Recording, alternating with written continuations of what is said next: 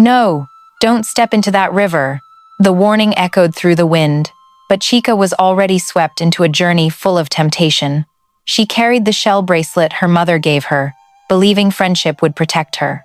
But on the other side of the river, three girls were nurturing a dark plan: to leave Chica alone to face the golden-scaled mermaid, a creature rising from the depths with eyes blazing like the sun's fire. Envy had turned friends into betrayers. Would the shell bracelet be strong enough to hold her soul when that cold hand pulled her to the bottom? Once upon a time, in an old African-American community, the village nestled among sugarcane fields and swaying reeds, the river like a black silk ribbon hugging the banks, each afternoon casting a lonely golden sheen across its surface. At dawn, the warm scent of mud mixed with wood smoke, hens flapped their wings on the dry earth, and the soft beat of children's drums greeted the new day. In that familiar rhythm, Chica walked the dirt path, a woven basket in her arms, her smile tilted like the morning sunday. Elders on porches nodded, children ran after her calling her name, and the wind carried the sweet scent of sugarcane into her hair, leaving her dark strands slightly damp and fragrant like fresh wood. This village believed in the whispers of earth and water. They wove their years with harvests and festivals, bound together by greetings and hands that knew how to share. Here, people told tales that at the river's bend, a young girl was once bound to the water by an ancient curse, and when dusk dragged shadows across the mangroves, the water's surface would shimmer with golden flecks like scattered chaff in sunlight. Children shivered with delight at the story. Adults fell silent, adding logs to the fire, letting the flames speak what words could not. Chica's home sat at the village's edge, its thatched roof low and clean as the palm of a hand. That morning, her mother called her to the middle room. The scent of coconut oil, sun-dried cloth, and baked cornbread mingled, embracing the house's breath. On a mat, a shell bracelet lay still, white as a fallen moon. Her mother lifted it, her smile trembling, and placed it on her daughter's wrist. "To remember your way home," she said softly, her voice like morning mist. The shells felt cool against Chica's skin, but from the bracelet's surface, a faint warmth pulsed into her veins, making her shiver, a feeling of being held and cautioned at once. Outside, her father tied a bundle of firewood, his calloused hands steady. He looked up, his eyes the deep brown of river mud. He spoke little, but his nod was enough to turn her mother's words into law. The festival was near, but this year, stay home. Some paths crossed water, some rules only water demanded, and a young girl shouldn't walk them alone. Chica nodded, her heart both obedient and wistful. The distant drums of the festival team sparked like the first firecrackers, crackling in her mind with the promise of joy. The days before the festival buzzed like a song with many voices. People built palm leaf arches, laid out cassava cakes sprinkled with brown sugar that gleamed like amber. The smell of grilled fish curled with ripe fruit, making the air thick as honey. Chica helped her mother dry cloth, her father split wood, and the neighbor sift flour, each task a breath of rhythm. The shell bracelet on her wrist caught the afternoon light, flashing a thread-thin gleam, then fading. She thought it was just the Sunday. At noon, the wind pushed thin clouds, palm shadows swaying like eyelids, and three girls approached, Ada, BC, E. They walked close, their bright dresses like ripe millet, lips curved like cuts on a guava. They laughed, their laughter light as foam, their eyes wet as if freshly washed. Chica was glad, as she always was when friends visited. She invited them to sit under the mangrove's shade, emptying her basket of green guavas onto a tray. They praised the shell bracelet, the tidy house, Chica's deft hands. Their compliments fell like seeds, but even seeds can grow into poisonous trees. They offered to help Chica finish her chores before dusk. Their painted hands kneaded dough, wrapped banana leaves, and hung cloth with her, moving like a practiced dance. Beneath their falling hair, quick glances passed between them, a secret excitement. When the last tasks were done, Ada touched Chica's bracelet lightly, her smile thinning like paper. This year's festival will shine bright. BC, feigning nonchalance, mentioned the stalls, the dances, the forest drums.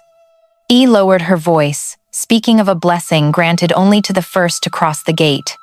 Their words wove a delicate thread, pulling Chica's desires from the safety of shore. She looked through the doorway, seeing her mother in the distance, her back bent over a basin. The wind brought the scent of leaves, river, and fresh bread. She thought of her mother's warning, the bracelet, the drums echoing through the trees. Two rhythms beat in her heart, the obedient daughter and the girl longing to step out. Hadn't her mother said, "To remember your way home"? She told herself she'd go with friends, return before sunset, no harm done. The shells caught the light again, flashing once, like an eye blinking to warn her. They left the village as the sun tilted, the dirt path still warm from noon. The sugarcane fields whispered sweet stories, their leaves slicing the breeze into soft sounds. On the narrow path along the bank, they walked single file, their shadows stretching like black ribbons. Chica heard their shoes tap the earth, steady and light. She heard her own heart, faster than usual. Ahead, the reeds parted like a door, and the river's breath brushed her face, cool and salty, like a hand freshly rinsed. The river lay there, wide and still, like an eye deep in thought. Its surface was dark, but beneath, golden threads shimmered like fish skin. On the bank, flat stones lay like steps someone had placed. On either side, mangrove roots rose like black fingers gripping the mud. The air smelled of metal, algae, and dried shells. The three girls stopped, silent with a solemn air, like standing before an elder's door. Ada spoke softly, her words curling in her breath. "Just cross quickly." BC and E nodded, eyes half closed, as if afraid the river's scent would spill their secrets. Chica took a step, her soles meeting the stones cold like a vow. The shell bracelet tightened faintly, as if someone tugged her back. She glanced behind, the village now a faint chalk line. Blackbirds sliced the sky, their shadows like hurried scribbles. She swallowed, the salty taste lingering on her tongue, like the flavor of a fairy tale her mother once told, where mothers called their children's names through a curtain of silent water. On the river, a golden streak flashed, thin as a broken hair. Chica thought it was sunlight, but the afternoon sun had shifted, and the streak didn't stay still. It moved, as if listening, testing the scent of a stranger, stepping lightly across the border of water and air. She breathed deeply, her fingers brushing the shells, feeling a pulse from the small object, not her own heartbeat, but something ancient, guarding generations before her name. On the far bank, the reeds rustled, not from wind, but something slithering through roots, soft as hair, cold as metal. The three girls stood closer, their perfume thickening, masking the mud's scent. Ada's faint smile passed too quickly to name. BC adjusted a cord at her waist, tilting her head to avoid the golden glint. E licked her lips, the salt touching her tongue, her eyes closing briefly, as if tasting a story they'd soon force onto another's life. And when Chica's foot touched the third stone, the water's surface trembled. Golden flecks multiplied, flashing like a swarm of tiny flames. The air grew thin, like a taut drumskin, ready to echo at a single tap. The shell bracelet warmed, for the first time since her mother fastened it. Chica stopped, her breath breaking into fragments. Below, a golden light, not sunlight, was quietly opening its eyes, and something in the water already knew her name. Before we continue the main story, don't forget to subscribe to the channel and like the video. Oh, and drop a comment below to let us know where you're watching from. We'd love to hear it. The path out of the village was narrow, like a thread wound around sugarcane fields. Afternoon sunlight spilled down, shattering into golden shards on the leaves, slicing the air with sharp beams. Blackbirds soared high, their wings beating like urging drums. Chica followed the three girls, her heart like an empty drum struck in a long rhythm, half-echoing excitement, half-echoing fear. The shell bracelet warmed faintly, then cooled, as if someone whispered, then fell silent. Ada led, her hair tied high, her red dress swaying in the breeze. BC walked and laughed, her voice like dry wood brushing together, trying to lighten the mood. E glanced back occasionally, her eyes gleaming strangely, half comforting, half hiding an unspeakable secret. "Just think, Chica," Ada said. "Just once, and you'll have a memory to tell forever. Not every festival shines like this."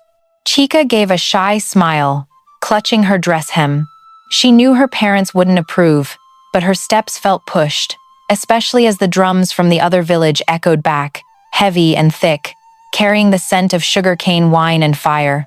She imagined vibrant fruit stalls, spinning dances, faces glowing in torchlight. Part of her was already swept away, though reason kept calling the bracelet's name. The path ended at dense reeds, standing like a row of spears guarding a gate. Their rustling didn't follow the wind, but the breath of some giant beneath the earth. The damp scent of water rose, sharp with metal, mixed with muddy tang. Beyond the reeds, the river appeared, wide, deep, and utterly still. The river's water was dark, but not pure black.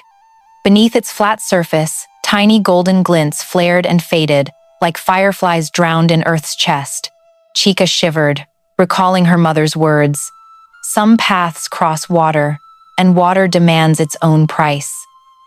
She opened her mouth to ask, but Ada had already stepped onto a stone jutting from the river, decisive as someone familiar.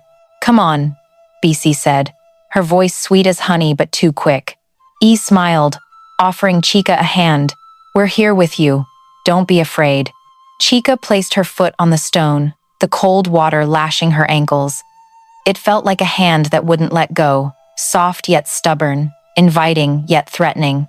The bracelet vibrated again, clearer now, like a heartbeat from within the shells.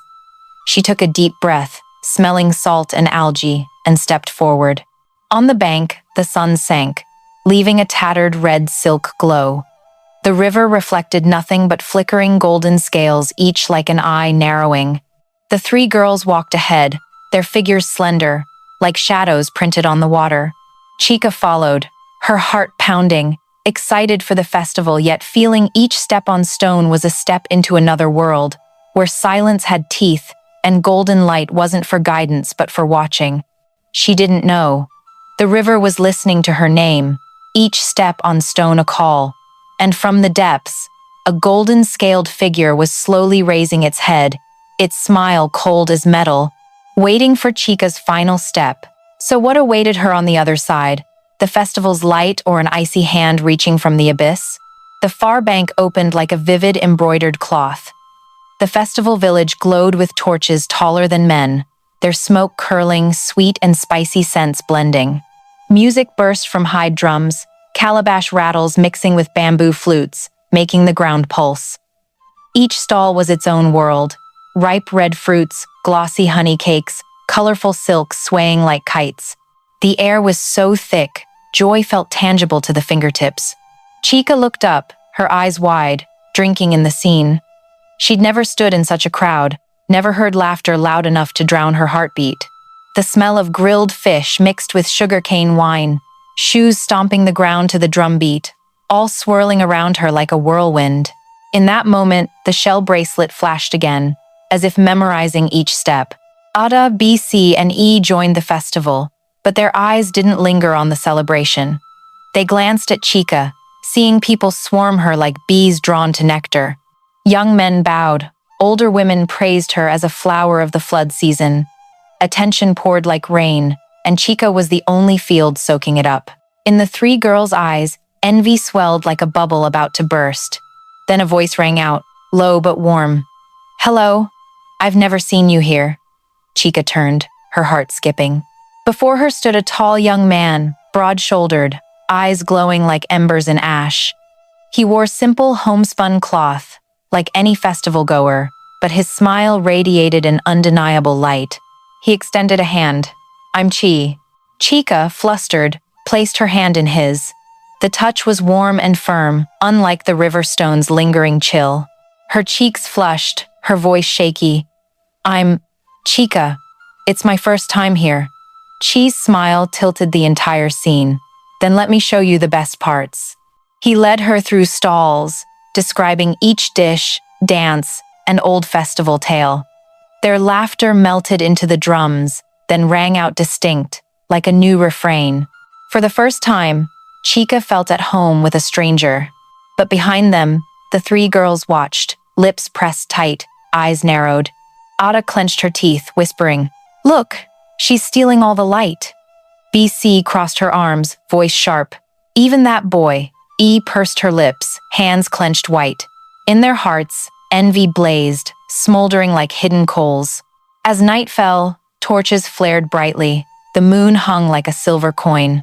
Chica and Chi stood at the crowd's edge, light casting a soft halo around them. But then, her parents appeared through the throng, their stern eyes cutting through the revelry. Music, drums, laughter all faded in Chica's ears, leaving only her mother's voice. "Chica, what are you doing here?" She froze, the shell bracelet tightening, as if reminding her a choice had come. Her parents gave no chance for explanation. They led her from the dance, their faces carved from stone. "You promised," her father said, his voice heavier than the drums. "Some paths aren't for children." Her mother nodded, eyes wet but resolute. In that moment, Chica saw the bracelet glow faintly, as if agreeing. She bowed her head, regret piling atop unquenched longing. As the family parted at the village's edge, her parents returned to relatives' homes, and Chica silently followed the three girls back. Her heart was heavy, yearning for the familiar roof. But Ada, BC, and E were different. Their steps light, each glance a cut, severing their feigned friendship. The riverbank appeared again, silent and cold. The wind had died, reeds standing like spears. The water was a black mirror, but below, golden scales gleamed, denser than before. They moved, no longer scattered, forming a tightening circle. Chica shivered. The three girls reached the bank, quietly opening cloth bags. In their hands, fragrant offerings, grilled fish, honey cakes, ripe fruit. They placed them at the river's edge, like a familiar ritual. The food's scent mingled with algae, thickening the air. Chica froze, eyes wide. "Why are you carrying offerings?" No one answered. They only looked at her, lips curling into thin smiles. Panic surged in Chica's chest, her hands clasped. "Please, share some with me. I didn't know. I'll share my portion when we're home." Ada shook her head, voice smooth as a blade on silk. "We only have enough for ourselves," BC added, her smile sour. "Your mistake. No one carries it for you." E crossed her arms, eyes cold. "You should have listened to your parents." Chica reeled, her feet rooted. She turned to the river, and at that moment, the water shattered. A figure surged from the depths. Long black hair flowed like a waterfall, but what stole their breath was the scales covering her, golden blazing like 1,000 shattered suns. Each movement sent light ricocheting across the water, illuminating trembling faces on the bank. The mermaid's eyes shone like amber, beautiful and fierce. Her voice cracked the air. "You dare cross my water without tribute? You scorn the curse of light?" Chica trembled, hands clasped. I didn't know. Please forgive me. Take this shell bracelet." She raised her arm, the shells glowing fiercely, as if resisting. The mermaid narrowed her eyes, gold reflecting in her pupils. "That holds your soul, but I'll test its strength." In a blink, she reached out, her slender, icy fingers gripping Chica's wrist. The water swirled, pulling into frothy columns. Chica screamed, struggling, but the bracelet blazed, flashing like a dying flame. The three girls on the bank watched, their hearts racing not from fear but from twisted satisfaction. Each splash on their faces was proof their plan had worked. Chica was dragged down, her cry dissolving in foam. Before sinking fully, her eyes opened, glimpsing a kingdom below. Algae-covered pillars, floating souls, all lit by the radiant golden scales. It wasn't the light of life, but of punishment. The water closed, leaving only golden ripples, flashing, then fading. Would the shell bracelet hold Chica's soul, or had the mermaid swallowed her last light? And now, dear viewers, pause a moment to subscribe before diving into the main story, but only if you truly connect with what I'm sharing here. Drop a comment below to tell us where you're watching from and what time at island. The next morning, the village air hung heavy, like a wet net. Festival drums had silenced, laughter now a distant echo. Villagers gathered in the square, faces anxious, eyes searching. Word of Chica's absence spread like kitchen smoke in the wind. Her parents searched everywhere, their figures weary on the dirt path. Her father held his strength, but his shoulders shook with each step. Her mother, gaunt, eyes vacant, knocked on every door, seeking hope. But all they received were pitying headshakes. Villagers whispered, each adding a guess. Some said she got lost in the festival. Others sighed, mentioning the river, where strange golden lights rose under the moon. Fear spread, light as mist but sinking deep into every home. At dusk, as the sun drooped like a fading lamp, a sound broke through. On a mango branch, a parrot appeared. Its feathers were tattered, red streaks on its wings like wounds. But its eyes blazed, strange and resolute. It sang, not a bird's call, but a slow, heavy melody, like water dragging. The song told of 3 figures placing offerings by the river, a girl pleading then abandoned, a golden-scaled hand pulling her to the depths. The village stood frozen, each note carved into the earth, into their hearts. In the crowd, the 3 girls trembled, faces stiff, then frantically threw stones. The stones tore the air. The parrot faltered, its torn wings breaking the song, vanishing into the forest canopy. Silence fell, leaving only stunned, suspicious faces. Night came, Chica's home dark save for a flickering oil lamp. Her parents sat close, sleepless, listening to every gust, hoping for a sign. As the night thickened, the parrot returned at their doorstep. Its feathers were ragged, breath ragged, but its eyes still glowed like embers. It sang its final song, weak but clear. One path remained, one thread of hope. In the house, heavy breaths mingled with trembling light. Despair gave way to a quiet flame of resolve. The riverbank that night was eerily still. The water lay flat as a black mirror, golden scales glinting only when moonlight touched, like fireflies trapped below. Reeds stood motionless, as if nature held its breath. Chica's parents stepped forward, hand in hand, breaths one. Fear pressed hard, but love outweighed any darkness. They knelt at the muddy edge, pouring their hearts into a silent call. The water trembled. From the depths, the mermaid rose, her golden scales blazing, each movement setting the river alight. Her eyes pierced, beautiful, cold, resentful. Her voice echoed like metal striking metal. To claim Chica, they must prove love with their steps. No boat, no bridge, no support. Only the golden light she made. If they trembled, if they thought of themselves, the light would fade, and the water would swallow them. Villagers gathered behind, a silent circle. Torches flickered in the faint wind, lighting tense faces. Some whispered prayers, some wept softly. All watched, knowing failure meant Chica's eternal loss to the depths. Light flared. On the water, golden threads wove a fragile path, stunning, like 1,000 broken mirrors. Her parents stood, hearts pounding. They stepped down. Cold water stung their feet, but the golden light held beneath their bare souls. Each step was a silent vow. Fear pushed deep, faith held tight. A breeze rose, gentle but sure, like an unseen hand guiding them. Reeds murmured.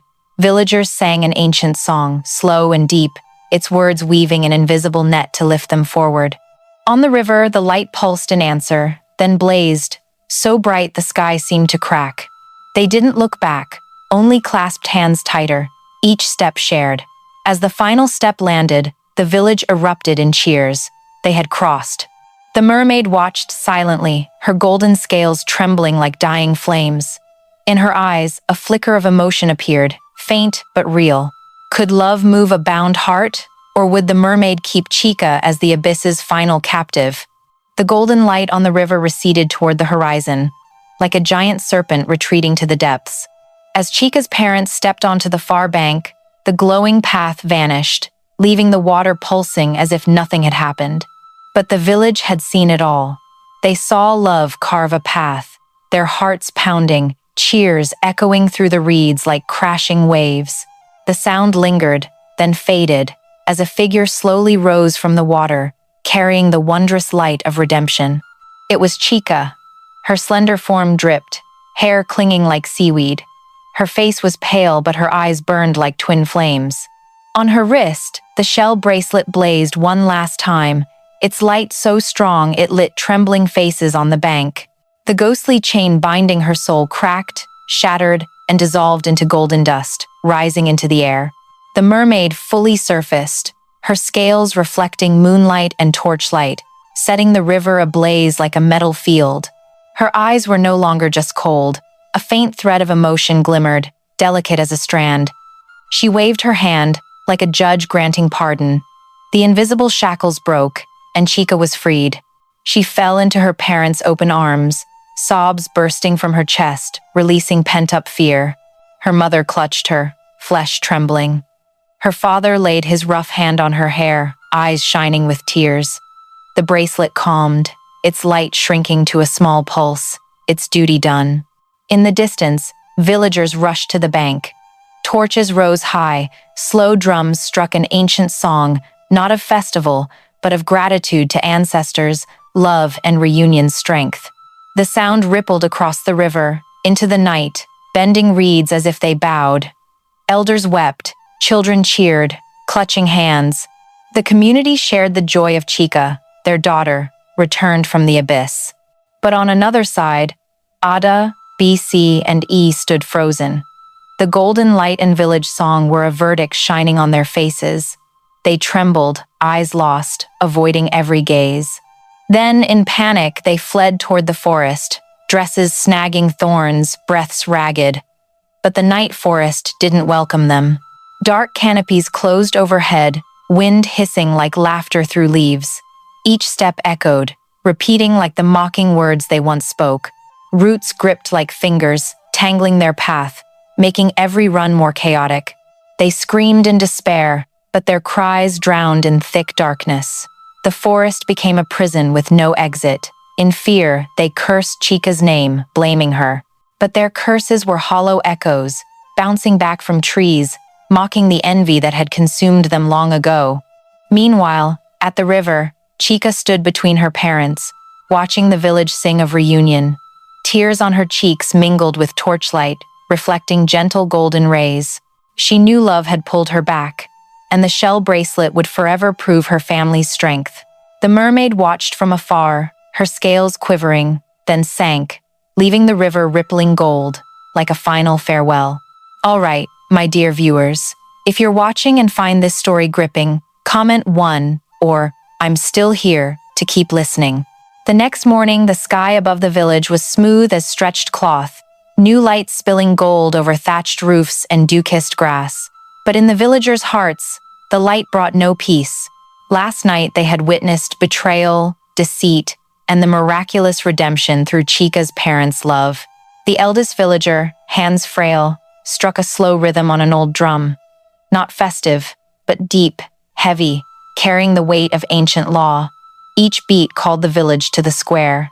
Women left their mortars, men their hoes, children their games, all gathered, silent, around a dirt circle.